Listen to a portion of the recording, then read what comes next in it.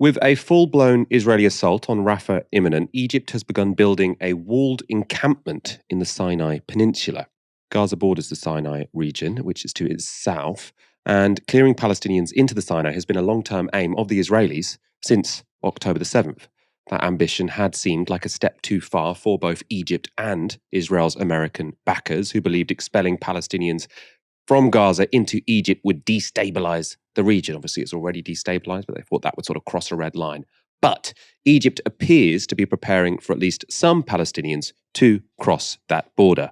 Satellite imagery released by Maxar Technologies shows that a significant area of land has been cleared on the Egyptian side of the border with Gaza.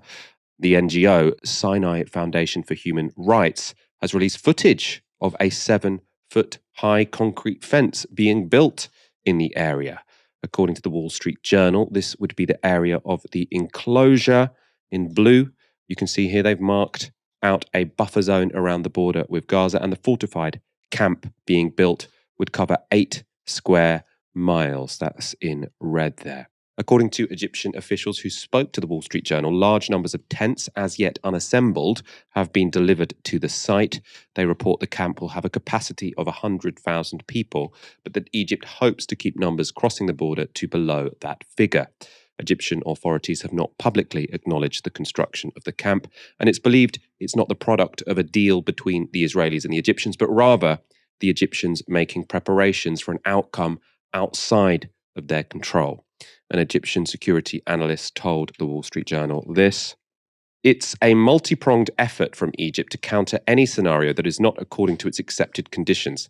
Even if the Israelis push 1.5 million people to spill over the border, Egypt can throw the ball back into Israel's lap by simply limiting the movement of Palestinians further in."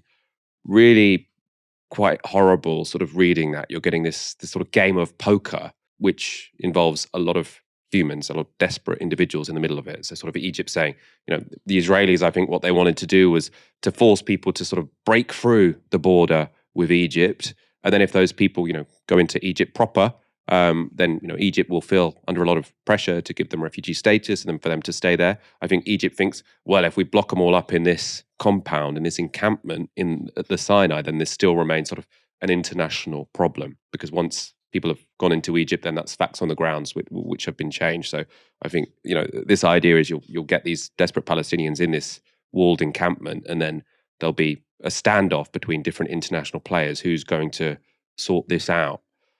The Wall Street Journal also spoke to a 32-year-old Palestinian woman who is currently displaced in Rafah. She told the paper this: "You cannot imagine the terror and fear in the hearts of civilians here in Rafah. Some people are already on the Egyptian border, and if the bombing intensifies, they will go directly to Sinai. It's the worst of decisions."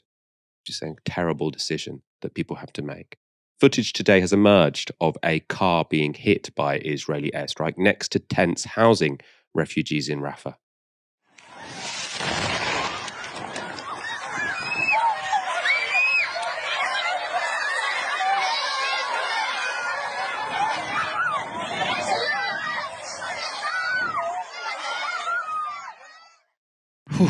I mean, you can see, we sort of said at the beginning of this war, really early on, and I mean, you heard this as well from sort of Israeli advisors. They were saying, what we want to do is basically clear out the Gaza Strip and push all these people into the Sinai, right? Ethnic cleansing, essentially.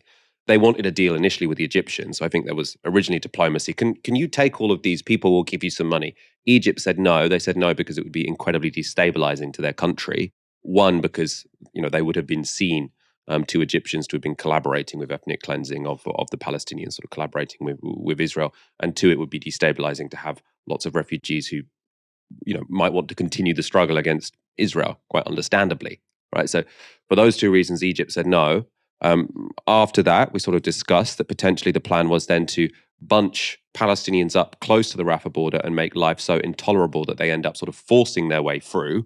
And that still kind of seems to be the plan, right? And Egypt is saying, well, if that happens, we want to have a backup, and the backup is we round people up into this, pen with 7-foot concrete walls. Aaron, very grim, and it does seem like lots of the worst case scenarios, let's say, that people were discussing as this war got going, they're all still on the table. There doesn't seem to have been an outcome which is so grim that the Israelis have decided, oh no, we've got to rule that one out. Everything seems to be on the table for them. That's right. And we've been saying this right from the off, Michael, that the plan here is to displace as many Palestinians as possible. Maybe not all of them, but as many as possible. The plan really, in a sentence, is to have as much land with as few Palestinians in it as possible. That's been really the plan since Plan Dalet in the mid to late 1940s, which was the basis of the Nakba. And it's the plan now. It is the plan. And this is not a conspiracy theory. There was a conference in Jerusalem recently. I think about a third of the Israeli cabinet was there. People were openly saying we need to send 2 million people to Europe, and they'll go via Egypt. They said that. They said England and Scotland. They openly said it. This is not intrepid investigative journalism by Novara Media. It's us watching, clips of the conference on Channel 4 News.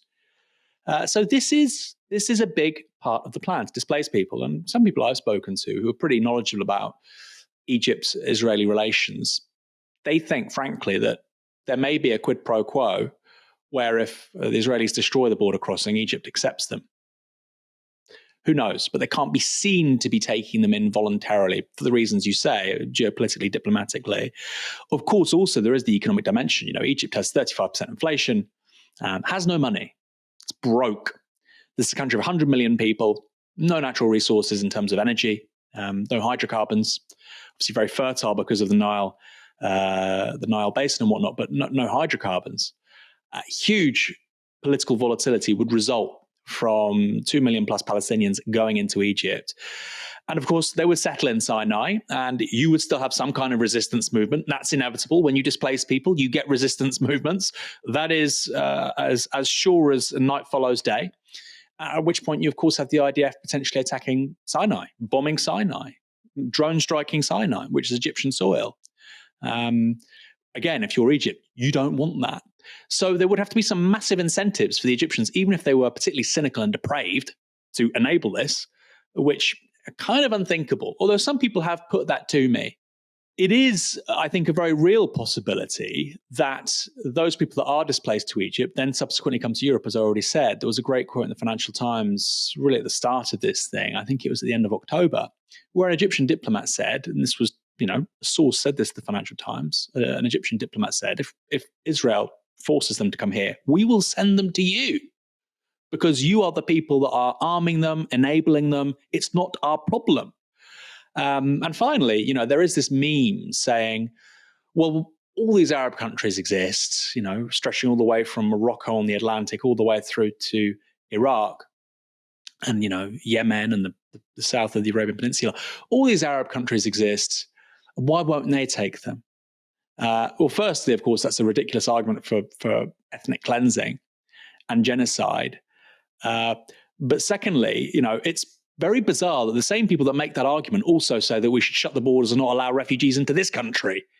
But we haven't praised conservatives on this show many times for being intellectually coherent. But this is very much part of the agenda, and it has been right since the start of this war. We're not going to call it a campaign. It's a war. It's a continuation of a century-long war, and ethnic cleansing is a major part of how many people in Israel, within the Israeli government and establishment, want it to conclude.